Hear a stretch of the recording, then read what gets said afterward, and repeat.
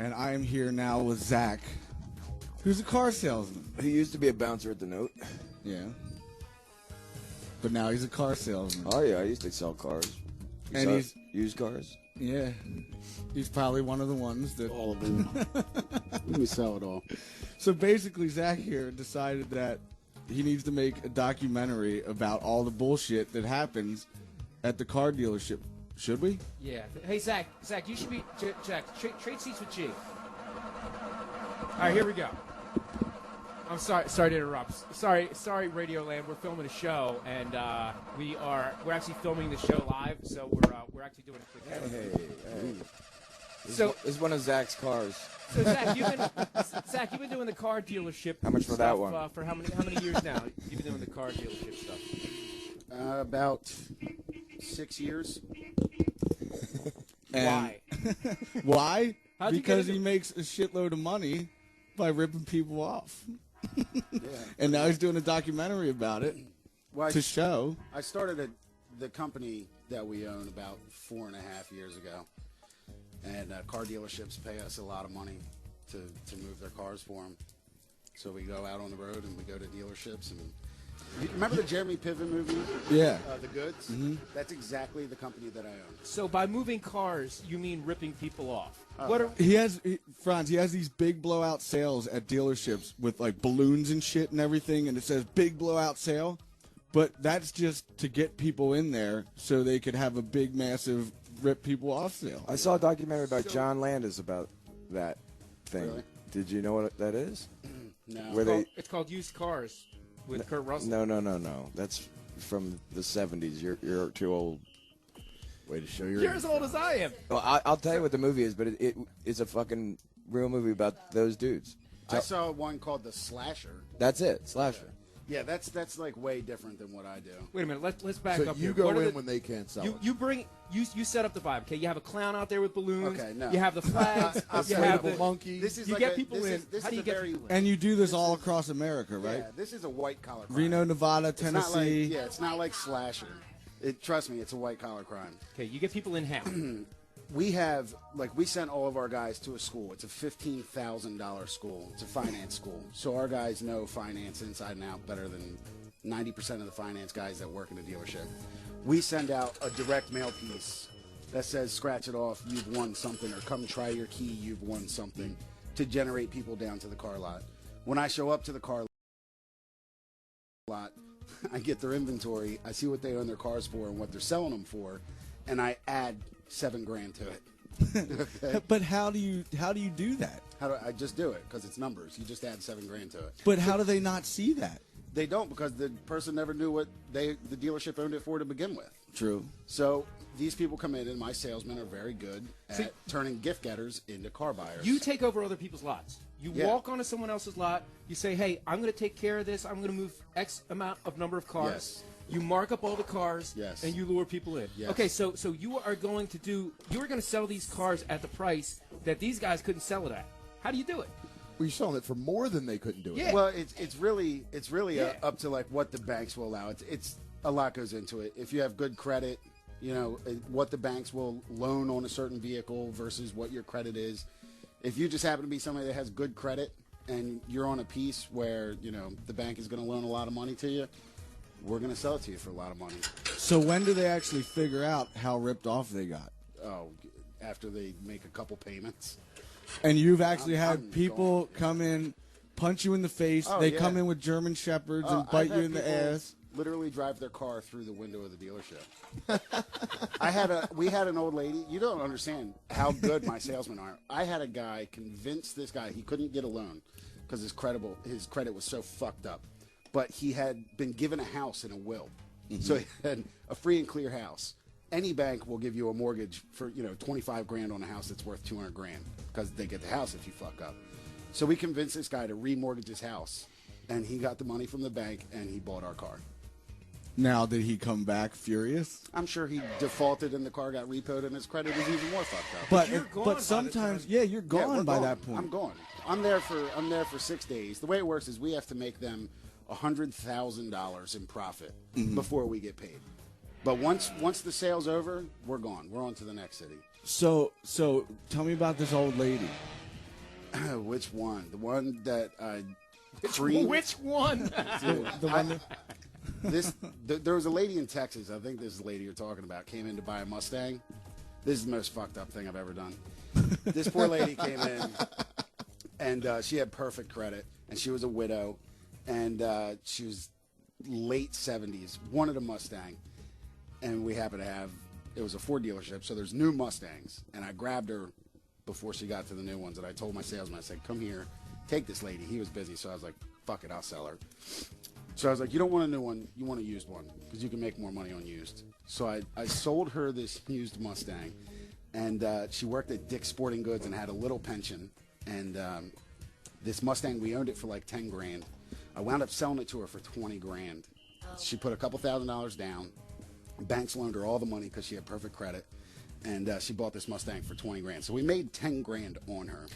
She comes back in the next day, and she had a truck that she didn't want to trade in that she owed $2,000 on, and her payments were $500 a month.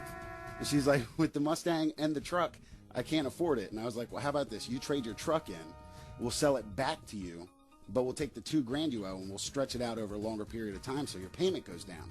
She's like, oh, okay, that works. So all she looked at was her payments. Well, we sold her truck back for $12,000. You realize you're admitting publicly that you're involved in credit fraud. It's not. No. Here's the beauty of it. it's not fraud because she signed the papers. Every bit of this is legal. As long as there was a full disclosure done, it's all legal. So it's about finding the loopholes. It's about exploiting the loopholes. I know all the loopholes. So we made in 2 car deals on a car that she already owned $20,000 in profit on this poor old lady that works at Dick's Sporting Goods, and. The car that she originally came in to buy, she could have paid $10,000 for cash and been done with it. Here's the real story. What does an elderly woman want with a truck and a Mustang? Dude, she wanted. That was the first car that her and her husband first got. She called me. I still have her number. Her name's. I'm not going to say her name, but she still calls me, and she's like, "You motherfucker, you're going to hell." Like you. Like well, I think that was evident at the beginning. Because I pulled every card. I was like, I prayed with her. I did everything. You with her. prayed. Wait. You're Catholic. You said an Our Father with her. Yeah. Stop it. Yeah. Jesus. No, you didn't. What about? Hey, I filmed it. What about the 3 brothers that came in? Oh, the 3 brothers. What? We ripped this other lady off. This old lady came in. She traded straight across. Her car was paid for. The car she bought was the exact, I'm not kidding you, exact same car, but had more miles. Her car was paid off. Her car was paid off. Why would she do that? Dude, because there was like leather and a sunroof or some shit like that, right? But it had way more miles than it was worth. It had more, not like way more, but like more miles. Mm-hmm. And she was like, we traded for a trade difference of like 12 grand. Her car was worth more. It was free and clear, and she financed 12 grand. She had her 3 sons come down, and they stormed this dealership like they were going to fuck everybody up. Were you there? I was there. And the owner of the dealership came out, and he was like trying to calm them down. They were like, "No, we want to talk to Zach and Dan." And I was like, "If I go out there, I'm gonna beat his ass." Like there are 3 little guys, but the one guy showed up. He was a monster. And the owner walked out and was like, "Ma'am, is this your signature on the contract?" And she was like, "Yeah."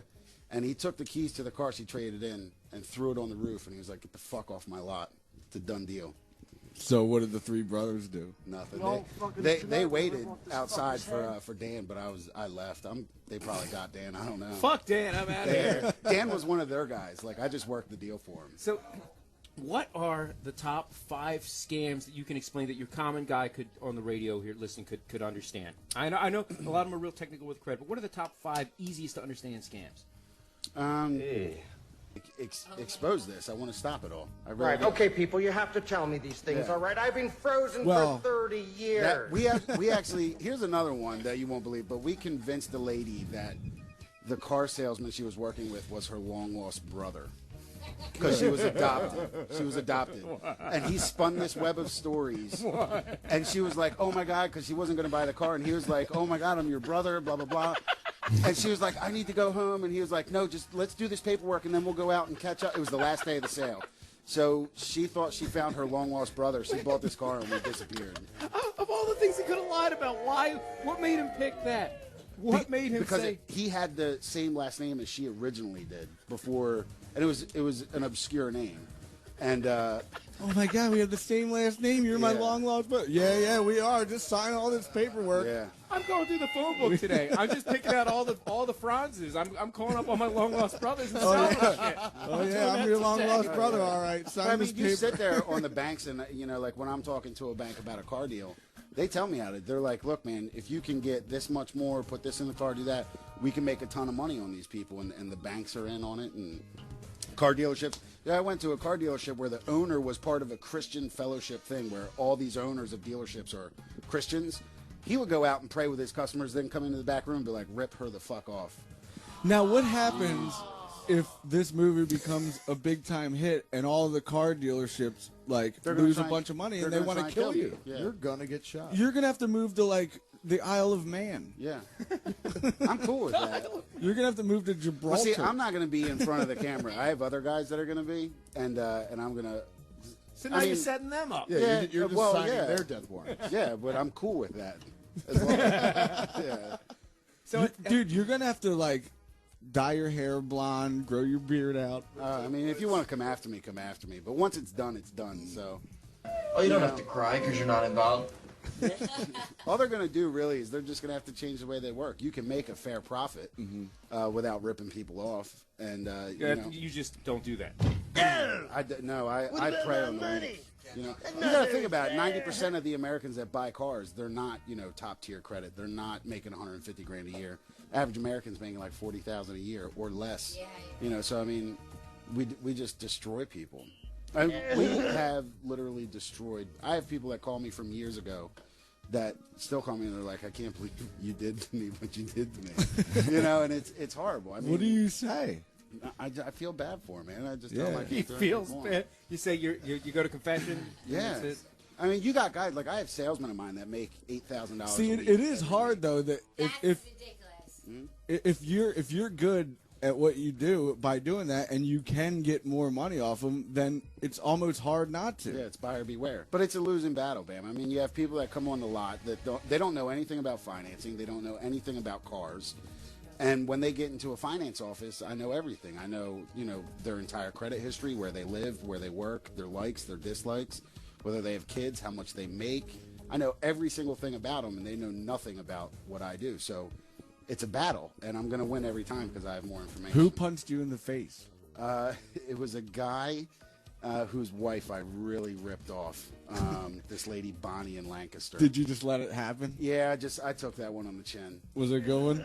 It was he got me good, but there was a big check riding on the line, so I just had to take it and move on. He punched me in the face, but so you have to look at it. It was like, all right, I just took a punch for $5,000. Yeah, so. Boxers do it all the time. I think that week it was our company cleared something like $75,000 that week, and it's like punch me in the face. Like you still got to make that payment every month, so I don't really. Money's not everything. The good news is that no one's lost respect for you. I can't hear you. The good.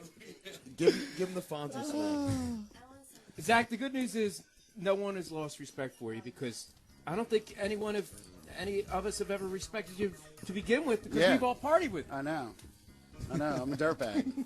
Congratulations. Thanks, good luck on the documentary. I know it's going to be awesome. I just saw the trailer. What's it going to be called?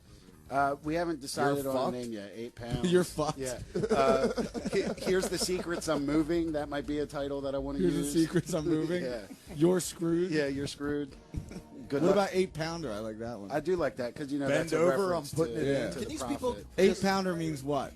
A pound in the car industry is $1,000 worth of profit. So if it's a 4-pound deal, that means I made $4,000 on you. If it's an 8-pound deal, So 8 pounder is usually what you do.